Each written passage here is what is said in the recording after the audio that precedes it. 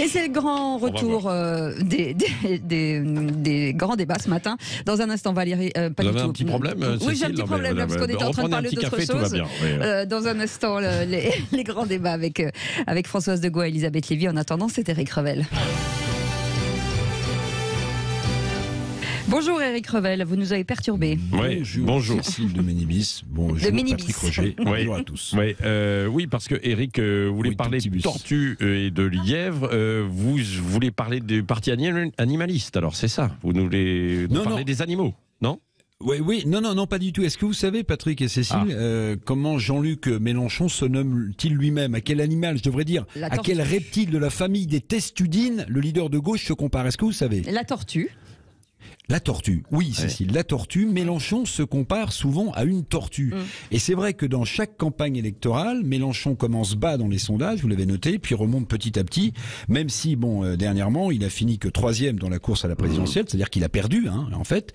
Je vous parle de tortue parce que la course effrénée d'Emmanuel Macron en ce moment le transforme, à mon sens, en une sorte de lièvre en ces derniers jours de campagne législative, avant le premier tour de dimanche. Un lièvre qui essaye de regagner le temps perdu par son camp dans cette campagne, où son gouvernement de techniciens est déjà amoché, alors que c'est un gouvernement neuf, où sa première ministre est inaudible, ou alors apparaît très loin du peuple, vous l'avez vu avec cette affaire, où tous les fiascos de l'affaire Abad à celui du Stade français, de France, ont obligé le lièvre Macron à monter au créneau politique, avec le chéquier en main, comme d'habitude, et l'urgence de traiter soudainement des thèmes, comme celui de la sécurité aujourd'hui dans le Tarn où il se rend, le thème de la sécurité qui jusqu'à présent ne semblait pas l'intéresser ou que de loin, ou que Macron d'ailleurs dénigrait ce thème de la sécurité en stigmatisant la droite nationale ou en taxant cette droite qui parlait de sécurité d'extrême droite. Bon, mais il faut dire que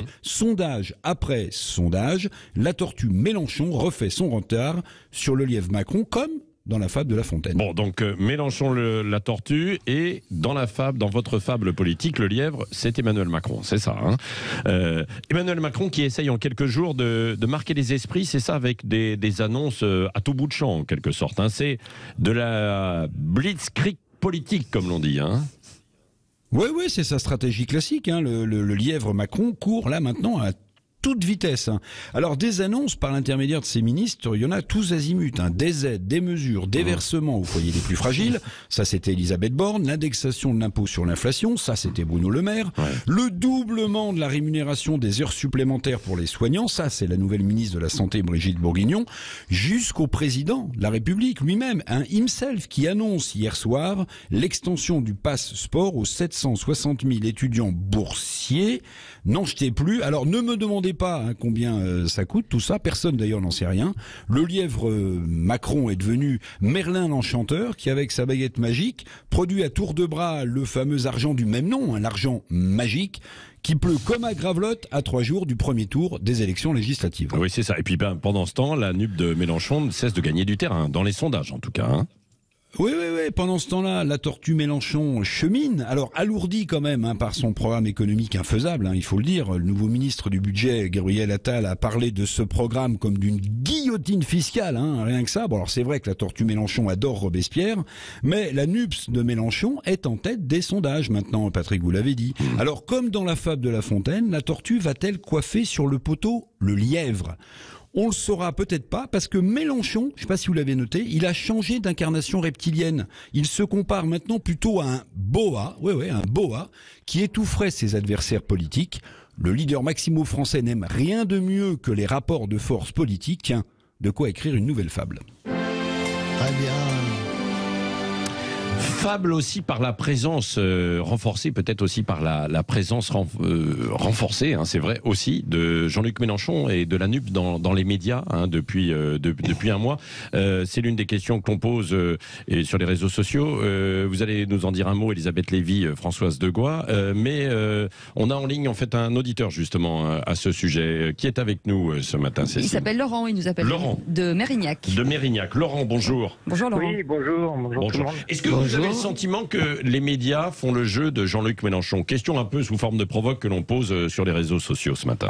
En fait, complètement, mais en fait, les médias tombent dans le jeu de la punchline que Mélenchon manie parfaitement. Ouais. En fait, on a vu pendant la période Covid, c'était le plus anxiogène possible pour attirer du monde. Maintenant, on va chercher les punchlines les plus provocantes possibles. Et Mélenchon manie ça parfaitement. Avec dernièrement avec son truc complètement scandaleux sur sa haine des flics, ça ne cache plus du tout. La police tue. Ouais, voilà, c'est ça. Mais bon, il manie ça parfaitement. Moi, je me rappelle bien aussi de son affiche où il veut faire croire au peuple que les élections, c'est pour élire un Premier ministre, c'est un mensonge, puisque le Premier ministre n'est pas élu. On sait bien. Donc, les médias tombent dans le jeu de la punchline et puis invitent effectivement beaucoup des partisans de Jean-Luc Mélenchon. Oui, c'est vrai. Restez avec nous, Laurent. Bonjour Laurent. Alors, Elisabeth Lévy. Oui, il y a des temps de parole. Alors dans certains médias, je pense qu'il y a une préférence idéologique, et notamment dans le service public, il y a une sorte de tentation de tendresse pour Jean-Luc Mélenchon et ce qu'il représente. Mais il faut bien dire aussi, si vous voulez, que l'actualité politique a été dominée par d'abord la création de la NUP, ce qui a été un exploit politique. C'est pas du tout ma tasse de thé, mais il faut bien le reconnaître, ça a été un exploit politique, et que surtout les autres ont disparu. C'est ça qui était sidérant, si vous voulez, c'est que Marine Le Pen est partie en vacances. Elle a beaucoup de candidats qui ne sont quand même pas, si vous voulez, des interlocuteurs particulièrement géniaux. Vous n'arrivez pas à les avoir, les interlocuteurs. Non, puis même quand je sais que Gilles Gansman et Valérie Expert vont en passer dans leur émission sur, si vous voulez, il y a des interviews. De candidats, il vaut mieux pas les faire. Parce que vraiment, c'est un peu. Ça fait mal pour eux. Les candidats en du Rassemblement revanche, national. non mais comment dire, juste un mot. En revanche, si vous voulez, il y a des choses sur lesquelles les médias font pas du tout leur boulot. Par exemple, il y a beaucoup d'éléments qui sont sortis sur le fonctionnement du parti de Mélenchon. Ce grand démocrate, si vous voulez, c'est un parti où personne n'est élu. C'est un type qui dirige. Dans Causeur, Julien Drey raconte quand on lui demande comment vous dirigez, comment il dit: je dirige à la fille avec ça, et il monte son téléphone portable, c'est-à-dire des consignes qui pleuvent. Bah oui, Françoise, dès qu'on dit un mot contre Mélenchon, elle soupire. Alors, si je peux me permettre pour une fois de couper la parole à tout le monde. Vas-y. Pour une fois de couper la parole à tout le monde. Bon. Ça me paraît évident, si vous voulez, que les médias, notamment publics, ont basculé dans le camp de Jean-Luc Mélenchon. D'ailleurs, si j'en crois. C'est pas que le public, Eric, il faut dire les choses. Non, mais je vais vous dire, parce que je vais rendre. Mais le taux de parole le plus présent sur une chaîne de télévision, je sais, Patrick, je sais. Il n'y a pas que France Inter. Oui, je sais. Et LCI aussi. Oui. Mais LCI est aussi montré du doigt. Mais si j'en crois les temps de parole qui ont été calculés par l'Arcom, l'ex-CSA, il y a des médias qui ont offert, sur le mois de mai, jusqu'à 70% de leur temps de parole au camp de la NUPS. Donc on se demande ce que fait le CSA, enfin le nouvel Arcom. Ça c'est le premier point. Mais je voudrais attendez. Allez-y. Mais je voudrais rendre aussi hommage au service public parce que l'émission dont Elisabeth Lévy parle, elle est sur France Culture et c'est une émission de France Culture qui montre le mode de fonctionnement pas du tout démocratique de la France insoumise et de la NUPS. Effectivement, Mélenchon, il est élu par personne. Mélenchon, il n'est pas désigné par les militants pour être candidat à la présidentielle. C'est un mode de fonctionnement extrêmement vertical. C'est bien de dénoncer celui de Macron, mais le mode de fonctionnement. Et ça, c'est le service public qui l'a fait, c'est sur France Culture. Maintenant, je voudrais vous donner un exemple très rapide. Pourquoi précisément, il y a effectivement une tendance en ce moment, à favoriser le camp de la NUPS. Est-ce que vous avez entendu parler de cette décision du tribunal de Créteil qui a condamné le Parti socialiste pour avoir rejoint la NUP sans en avoir demandé aux militants et à son conseil national. Personne n'en parle. Personne n'en parle. Mais oui, mais attendez, pourquoi est-ce que personne n'en parle? Mais personne n'en parle parce que ça fragiliserait la NUPS. Or, cette décision juridique et politique, combien de médias en ont parlé? Eh ben moi, j'en parle ce matin parce que c'est un gros caillou dans la chaussure démocratique du Parti socialiste, ma chère Françoise. Je voudrais me écouter. Arrêtez avec. Non. Est-ce est-ce qu'on peut là, on va être sympa, voilà. Non, mais vous avez été socialiste, un peu. Mais je suis socialiste. Excusez-moi. Vous êtes socialiste tendance François Hollande, tendance. Laissez-moi terminer. C'est pas possible. La justice, vous respectez la décision de la justice. Vous respectez la décision de la justice. Eric, arrêtez-vous. Eric. Je fais comme vous d'habitude. Comme d'habitude, vous faites comme ça. Une pause dans un instant. Une pause de la pub et puis Françoise de Goua juste après. Restez avec nous, c'est le Grand Matin Sud Radio. On revient dans un instant. À tout de suite. Le Grand Matin Sud Radio, 5h-10h. Patrick Roger, Cécile de Mélibus. Il est 9h22, dans un instant, la suite des grands débats. Éric Revel, Elisabeth Lévy, Françoise de Goua. Juste vous annoncer dans un instant, aux alentours de 9h30, puisque vous savez que c'est la fin des procès des attentats du 13 novembre. On va passer aujourd'hui, depuis hier, au réquisitoire. On aura Samia Maktouf, l'avocate de 42 parties civiles proches des victimes du Bataclan, des terrasses des cafés, mais aussi du Stade de France. Et si vous voulez vous inscrire pour poser des questions ou donner votre avis, 0826 300 300. Oui, parce qu'elle a suivi tout le procès. Forcément. Tout vécu, elle a tout entendu, elle a posé évidemment aussi des questions et donc elle sera avec nous tout à l'heure pour la fin de ce procès, ce que l'on peut en attendre. Revenons donc dans l'arène avec, on le disait tout à l'heure, pardon, mais l'Union de la gauche, reine des plateaux radio et télé au mois de mai, c'est vrai, ce sont les chaînes privées qui ont accordé le plus de temps de parole en fait à la NUPS, quoi qu'on en dise, devant quand même le service public qui est assez haut également. Ce sont des chiffres en fait très officiels. Eh bien, il y a des raisons objectives, ça on l'a dit en fait. Elisabeth l'a un peu esquissé tout à l'heure. Oui, c'est vrai. Mais Elisabeth, non mais il faut remettre du contexte. Pardonnez-moi. Elisabeth l'a esquissé en fait un peu tout à l'heure. C'est-à-dire que il y a eu l'actualité autour de Mélenchon et de la NUPS, de la formation. Le gouvernement, il y en avait plus. Il n'y avait pas de parole de la majorité. Ils avaient ordre d'ailleurs de ne pas parler. Le Rassemblement national était parti en vacances. Marine Le Pen avait pris 15 jours de vacances et les autres étaient en train de voir ce qu'ils pouvaient faire. Du côté des Républicains, même chose, on ne parlait pas parce qu'on ne savait pas ce qu'on allait faire. Et Reconquête, même chose, il y avait des frictions et des fractures. Donc résultat, voilà, si vous invitiez des politiques, vous étiez forcément autour du PS, des écolos et de Jean-Luc Mélenchon. Répondez donc à Éric Revel. Donc je dois dire qu'il a rattrapé, effectivement, Elisabeth avait raison, il a rattrapé tout le temps de parole qu'on lui a enlevé, Elisabeth et moi. Donc mes excuses, mon cher Éric. De m'être un peu énervé. Donc, premier point, voilà, la nature a horreur du vide. Après, il y a une façon de parler de la NUPS ou pas.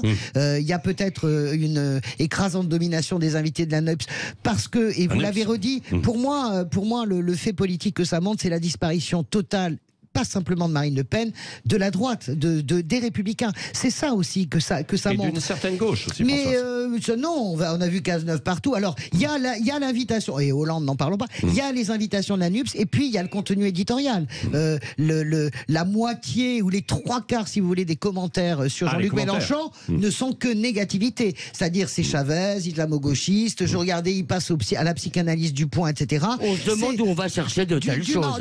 Non, mais du matin au soir, bien sûr, mais c'est pas Chavez, bien sûr, Mélenchon. Du matin au soir. Non, il n'est pas islamo-gauchiste, bien sûr. Non, mais il y a, si vous voulez, laissez-moi finir, Elisabeth, vous n'aimez pas qu'on vous coupe. Donc, il y a évidemment le temps de parole qui est lié à tous ces éléments. Je crois que c'est plus la nature hors du vide, comme le disait Cécile de Mélibus tout à l'heure, plutôt que de l'idéologie. Et deuxièmement, sur les commentaires, c'est 90% négatif. Je le dis, sur Jean-Luc Mélenchon, c'est une avalanche et on tombereau du matin au soir. Il occupe la une. Non, moi je crois pas. Je pense que ça fait beaucoup de mal bashing. Deuxième point, les sondages, je pense qu'on va voir les sondages. Moi, à la fin de la foire, on compte les bouses. On verra dimanche soir si on est dans ces conditions-là. Vous êtes beaucoup allé à la foire? Oui, beaucoup. J'ai été élevé dans les Hautes-Pyrénées, donc il y avait une foire, la foire d'Argelès-Gazost. Je vous le dis, tous les mardis. Bon, ensuite, deuxième point sur le tribunal de Créteil. Bon, je veux bien, mais ça n'est que symbolique. En réalité, un tribunal n'a pas à décider ce que fait un parti ou pas. Donc, ça restera la NUPS. Sur la réponse de Elisabeth, qui me dit la France insoumise, regardez comment gère Mélenchon, le dictateur, etc. Ok, probablement que Mélenchon gère comme ça. Moi, j'ai été dans les instances du Parti Socialiste. Je sais comment on gère au Parti Socialiste. Si vous croyez que les militants sont consultés au Parti Socialiste avec des vraies consultations, si vous croyez, je réponds sur Mélenchon. Je ne suis pas à la France insoumise, donc je ne sais pas comment ça fonctionne. Je vous dis juste simplement que Pierrot vaut bien mieux que Margot. Tous les partis, malheureusement, en grande partie, fonctionnent comme ça. Je ne parle pas des militants, j'ai assez peu de goût pour la consultation des militants et les primaires. Je dis simplement qu'il y a quand même dans les partis, il y a des instances dirigeantes dans lesquelles les gens discutent. Même au PS, on a... Pardon Françoise, au PS, on a discuté pour savoir s'il fallait rejoindre la NUP. Non, mais c'était déjà plié d'avance le vote. Mais vous comprenez ce que je veux dire. Écoutez François, vous venez de me demander de ne pas faire une incise dans vos phrases. Donc ça va, je peux en faire une. Allez-y, c'est bon là. Non, mais ça va. J'ai été gentil, j'ai pas parlé, mais maintenant je voudrais finir. Donc je pense, si vous voulez, que Mélenchon en est fier de cela. Les gens reçoivent des consignes sur leur téléphone. Mais en fait, je m'en fiche. Ce que vous comprenez pas, si vous voulez, c'est quand vous dites aux critiques Mélenchon, j'ai entendu votre chronique, c'est aux critiques Mélenchon parce qu'on le diabolise. Excusez-moi, je pense qu'il y a beaucoup de choses qui sont critiquables chez Mélenchon, comme chez Marine Le Pen, comme chez Zemmour. Moi, je ne pense pas que toute critique est une diabolisation. Il y a des critiques qui me paraissent tout à fait légitimes. Et pardon, si vous voulez, mais je crois d'ailleurs, et moi, contrairement à tout le monde, je ne crois pas qu'il ait fait un bon coup avec son histoire de police, parce qu'il a rappelé quelques voix qu'il avait déjà. Et c'est pas ça le sujet. C'est aussi ça le sujet. Éric Revel. Éric, oui, parce que moi je voudrais revenir sur l'affaire des temps de parole. Voilà, et remarquer quand même et le redire, parce qu'il n'y a pas beaucoup de médias qui vont le dire, que la justice a condamné le Parti socialiste pour avoir rejoint la NUPS sans Conseil national et sans demander l'avis des militants. Et quelles conséquences ça a? Mais si aucune. Écoutez, j'ai lu Olivier Faure est resté muet, mais la numéro 2 du Parti socialiste est monté au créneau pour dire que ça ne changeait rien, etc. Mais enfin, ils sont quand même sous astreinte, là, d'une somme d'argent, tous les jours à payer si dans le mois qui vient, ils n'organisent pas un conseil national. Donc c'est quand même un sujet, mais dont personne ne parle. Qui avait engagé ce recours? C'était 3 ou 4 militants PS qui considéraient qu'ils n'avaient pas été consultés. Voilà. Et le tribunal de Créteil, si ma mémoire est bonne, leur a donné raison. Qui en parle? Personne. Mais sur le temps de parole, Patrick, j'aimerais vous poser... Sur le temps de parole, mais on en a parlé dans les médias. J'aimerais vous poser une question, Patrick. Les débordements de temps de parole au profit de la NUPS. Moi, quand je dirigeais des médias, il me semble que j'avais des comptes à rendre. Bien sûr, mais tout le monde. Au CSA à l'époque, à l'Arcom. Oui, tout le monde. Mais alors là, que dit l'Arcom sur le débordement? Vous croyez qu'il va se contenter des arguments que vous avez mis en avant, c'est-à-dire Marine Le Pen était en vacances? Éric Revel, permettez-moi de vous répondre. Mais je vais vous dire, quand on veut. Mais attendez, moi, je vais vous répondre. Mais quand on veut inviter, Éric, vous m'avez posé une question. Vous me laissez répondre, sinon ça sert à rien de me poser une question. Éric, si, parce que vous pouvez donner en fait des réponses, des argumentations. Quand vous avez des messages et des mails où on vous dit qu'on ne peut pas venir parce qu'on est pris, parce que machin, etc. Ça compte, c'est pris en compte, Éric. C'est pris en compte. Ça, c'est la première chose. J'aimerais bien les voir, les mails. Parce que Marine Le Pen était en vacances, ou Éric Zemmour était sur le terrain, ou les Républicains étaient en train de se réorganiser. Mais refuse surtout, Éric. Il refuse. C'est des refus. Alors vraiment, ce serait la première fois, si vous voulez, que tous en même temps, au profit d'un seul parti, en plus qui a une dynamique réelle. Oui, enfin, est-ce que c'est la cause ou la conséquence? Moi, je m'interroge. Mais vous avez raison, Patrick. L'Arcom fera son travail. Ne soyons pas dans la paranoïa, et il vérifiera sans doute les mails et les invitations. Mais c'est quand même la première fois que je vois de tels dérapages en termes d'audience dans les médias. Non, c'est pas vrai. Non, je l'ai vu avec des majorités présidentielles précédemment. Non, ce qui a changé, Éric, ce qui a changé en fait, Éric, c'est que les partis dits traditionnels ont explosé, disparu. C'est-à-dire, par exemple, le PS, qui représentait en fait une certaine majorité auparavant, a disparu en tant que tel. Et dans la NUPS, c'est quand même 3-4 partis, faut pas l'oublier, quoi. Donc c'est pour ça qu'il pouvait être un petit peu plus représentatif. Et puis de l'autre côté, Patrick, avant la décision du Conseil d'État, les LR, même chose. Avant, ils avaient du poids, ils étaient beaucoup plus présents. Aujourd'hui, ils n'ont pas voulu parler avant la décision du Conseil d'État qui a donné satisfaction et qui a célébré une certaine victoire pour Jean-Luc Mélenchon sur la NUPS, bien un logo, une entité, une marque politique en tant que telle.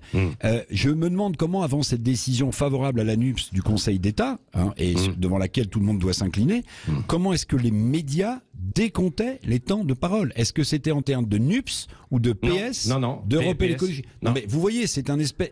Oui, c'est très compliqué. Je vous le fais pas dire. C'est très compliqué à suivre et à croire à une totale transparence. Mais elle existe. Parce que la décision du Conseil d'État, elle est tombée il y a 2 jours. Non, mais la preuve en est, c'est que évidemment les tableaux sont publics, quoi. Donc il y a de la transparence pour le coup. Total. Après, évidemment, il y a des déséquilibres, c'est vrai. Eric, il est arrivé la même chose avec Zemmour pendant la présidentielle. Mais je vous ai dit, vous avez raison, au début de la campagne, tout à fait. C'est vrai. Merci. Allez, la fin du procès des attentats du 13 novembre. C'est assez incroyable parce qu'on en a beaucoup parlé au début, très peu par la suite, évidemment, parce que c'était un procès sur la longueur. On se demandait d'ailleurs à quoi ça servait. On avait posé plusieurs fois la question, en fait, ici. C'est ce que nous allons voir avec l'une des grandes avocates de ce procès qui sera avec nous dans un instant. Samia Maktouf, l'avocat des 42 parties civiles du Bataclan, des terrasses de café du Stade de France. Elle sera avec nous dans quelques instants. Vous voulez poser vos questions 0826 300 300 et donner votre avis justement sur ce procès. Est-ce qu'il vous a est-ce qu'il vous a intéressé? Est-ce que finalement vous estimez que vous n'avez pas eu assez d'informations? En tout cas, continuez de commenter notre question du jour. On en parle dans un instant jusqu'à 10h. À tout de suite.